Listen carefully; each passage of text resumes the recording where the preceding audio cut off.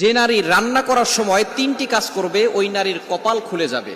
আল্লাহ পাক রব্বুল আলামিন ওই নারীকে সম্পদশালী বানিয়ে দিবেন। আল্লাহ পাক রব্বুল আলামিন ওই নারীর ঘরে বরকত নাজিল করবেন।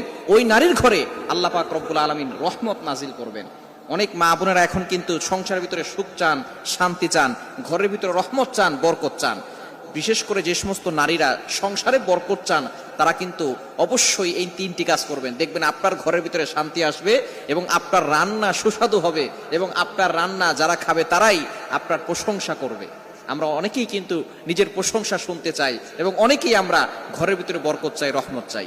এজন্য আমরা এই তিনটি কাজ করব। নাম্বার 1, 1 নাম্বার হচ্ছে আপনি যখনই রান্নাঘরে প্রবেশ করবেন তখন আপনি সালাম দিবেন। মনে রাখবেন রান্নাঘরে কিন্তু চুলা আছে। এই চুলা, গ্যাসের চুলা বলেন আর যেই চুলাই বলেন, এই চুলা থাকার কারণে যখন আপনি রাতের বেলা সেখানে থাকেন না, এখানে কিন্তু জিন জাতি থাকার সম্ভাবনা আছে।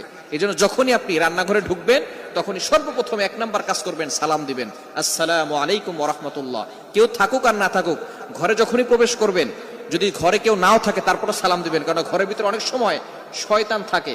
আপনার সালাম দেওয়ার কারণে সেই শয়তান সেখান থেকে বের হয়ে যাবে। শয়তান আপনার ঘরের ভিতরে আর বসবাস করতে পারবে না, সেখান থেকে শয়তান বের হয়ে যাবে।